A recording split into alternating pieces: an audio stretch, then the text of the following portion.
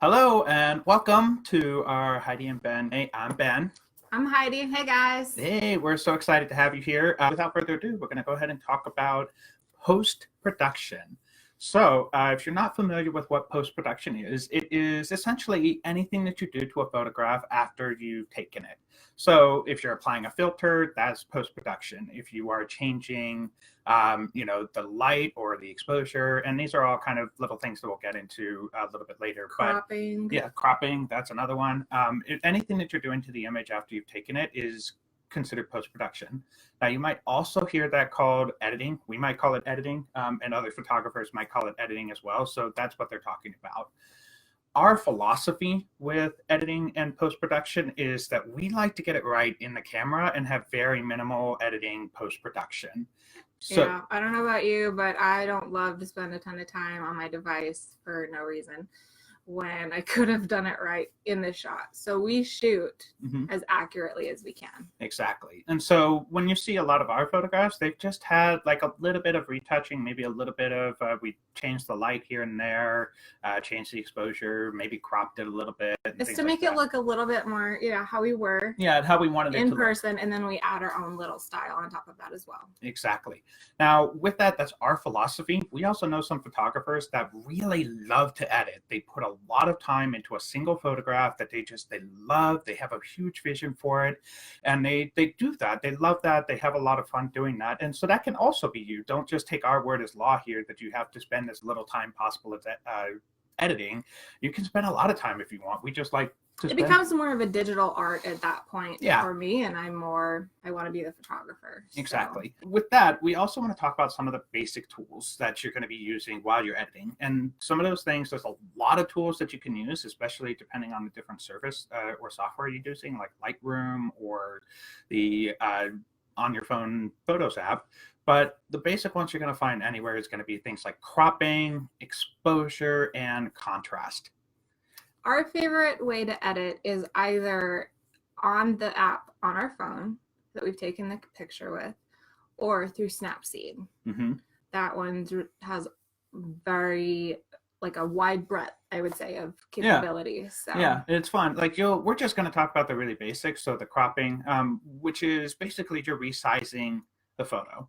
Right? You can have it, when you take your photo, it has an original aspect ratio and original dimensions that was given when you took it. And when you crop, you can either make it a smaller landscape photo, or you can make a landscape photo into a portrait, or you can make a portrait into a landscape. There's all different kinds of things that you can do when you're cropping, but really the purpose is to either tighten the focus on the subject that you have photographed, or it is to bring attention to something else in the photograph that you want, where the whole photograph is you're kind of losing it, and when you crop it down, you're bringing that focus to what you want. Or to take something out that you didn't want in there. Many a lamppost. Yeah. Lamppost, garbage can, somebody else's kid. Yeah, exactly. So I mean, I can't tell you how many photos I've taken, and it looks pristine and it's beautiful, and then right outside that I've cropped out is like pandemonium and chaos. And so you can have that, right? You can have a little moment, and if you just crop it down, it can make it a lot tighter and a lot more focused on the emotion and the connection that you want with your photograph. Now, another basic tool that we're going to talk about today is exposure, which is also something that your camera is doing. So it's based on the light. It's exposure is adjusting the light in a photograph. So the more exposure you have, the wider and the more blown out your photograph is going to get. So you're going to see it really jump up, and it's going to get brighter and brighter and brighter until at some point it might be too bright and you won't see anything. Now with your camera, real quick, it automatically senses light for you. That's how digital cameras on our phone are made. The computer, we just noticed the computer camera doing it today as we were setting up as well. So anytime we talk about exposure, it's either what you're doing before you click snap on the button, or what you're doing, obviously, as we're talking about today, in post-production. So adjusting what you couldn't necessarily manage at the time. Now, the last basic tool that you're going to find on almost any editing software is going to be contrast, which is going to be the difference in colors. You're going to see contrast is going to, if you bring the contrast up, you're going to see brighter colors come out. And if you bring the contrast down, you're going to see darker colors come out. Color specifically according to light. Yes. So how your camera sees light, specifically darks and lights. So sometimes cameras will take pictures a little bit more gray, like blacks will look a little bit more gray.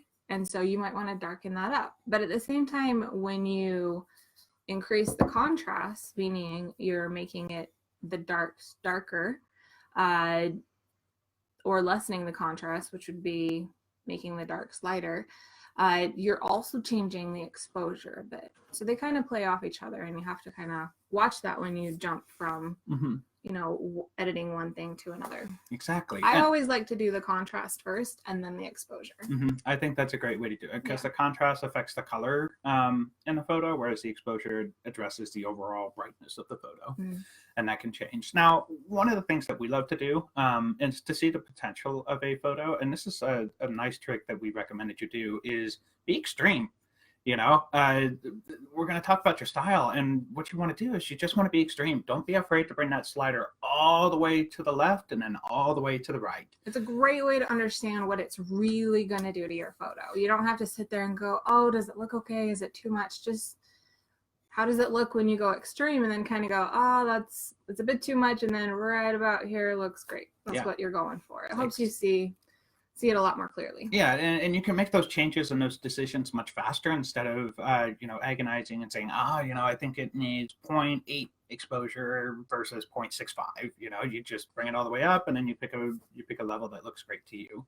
Now, that is related to your style. So filters, as we mentioned, are post-production, but we don't use very many filters just because we have a specific style that we want. And while I completely support the use of filters, I do want to mention that your style is not unique when you're using a filter. Other people have access to that filter, and so you may not stand out in the way that you want to. That being said, I have tried so hard to find a filter that I love, that is my style, so I don't have to. And there might be, I think there's an app out there you can create your own filter. Yeah. But that's a little bit more advanced.